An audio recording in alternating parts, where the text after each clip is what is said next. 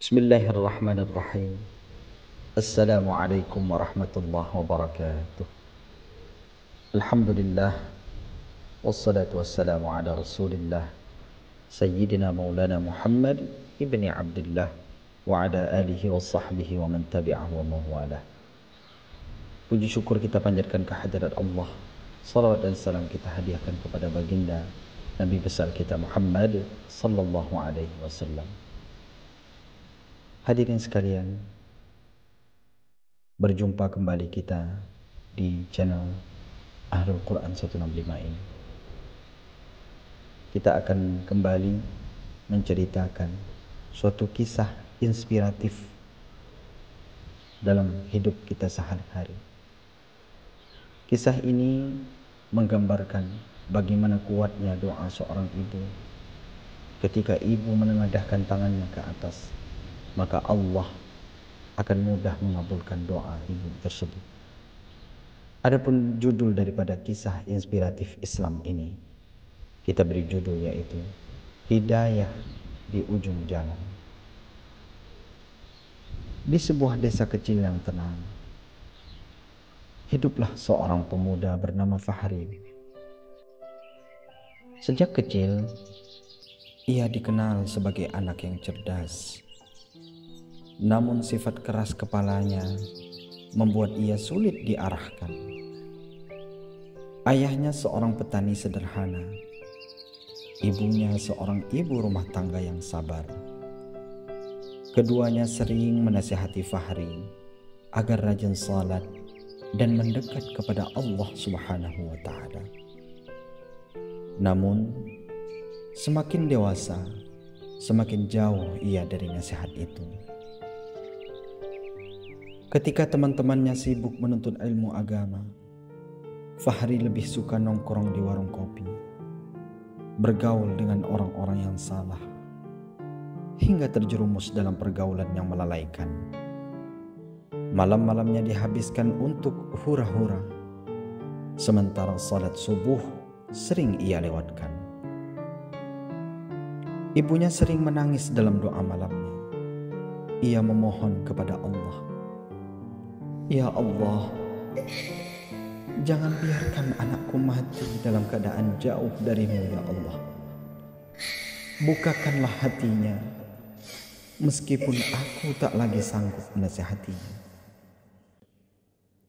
Waktu berjalan, hingga suatu hari, desa itu kedatangan seorang ustadz muda yang mengisi pengajian di masjid tersebut. Semua orang kagum dengan kelembutannya, termasuk Fahri. Awalnya, ia hanya duduk jauh di teras masjid, bukan untuk mendengarkan, melainkan untuk meledeknya.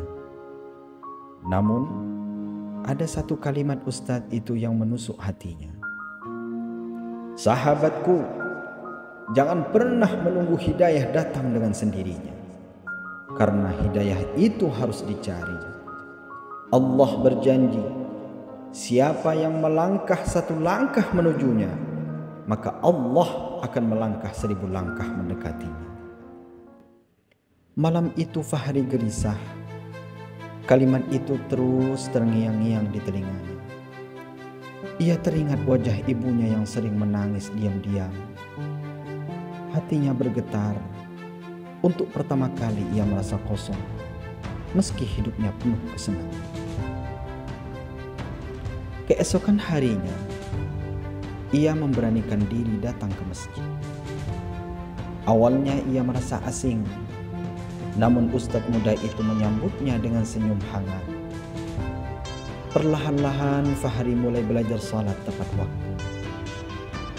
Meski awalnya masih sering bolong, ia belajar membaca Al-Quran meski terbata-bata.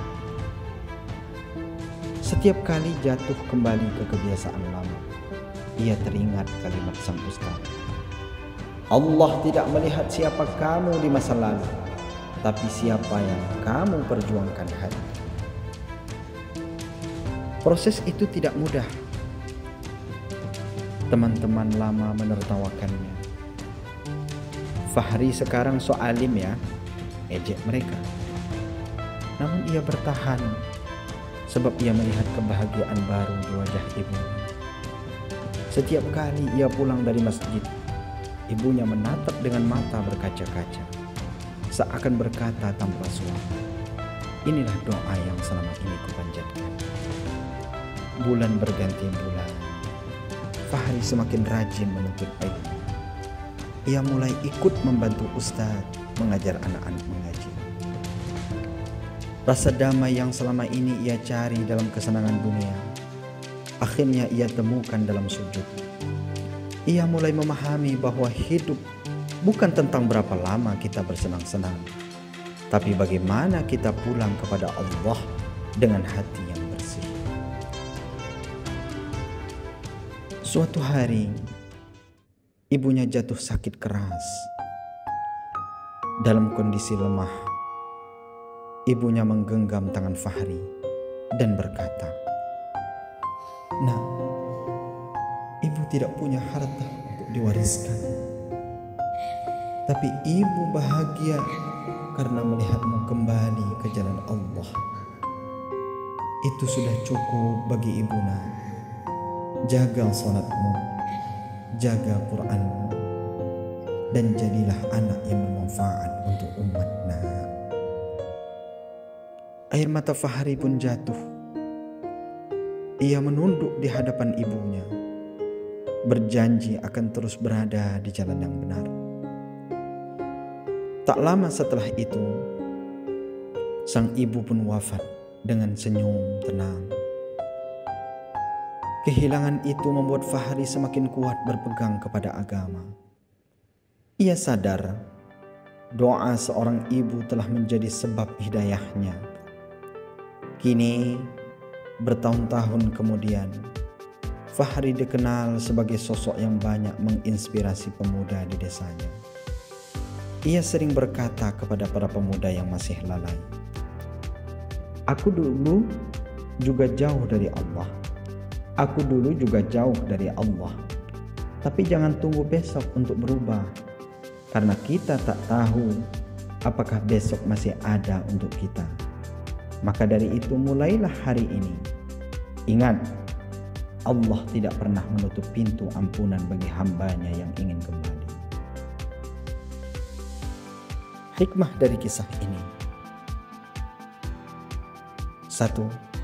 Doa orang tua tidak pernah sia-sia. Bisa jadi butuh waktu lama, tapi doa tulus akan mengetuk pintu langit. 2. Hidayah harus dicari, bukan ditunggu. Allah berjanji akan menolong hamba yang bersungguh-sungguh mencari jalannya. 3. Masa lalu tidak menentukan akhir.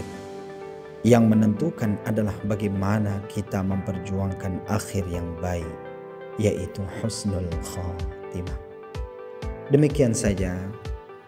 Mudah-mudahan kisah ini dapat memberikan motivasi kepada kita bahwa setiap langkah baik yang kita lakukan akan berdampak manfaat besar bagi umat. Demikian, wassalamualaikum warahmatullahi wabarakatuh.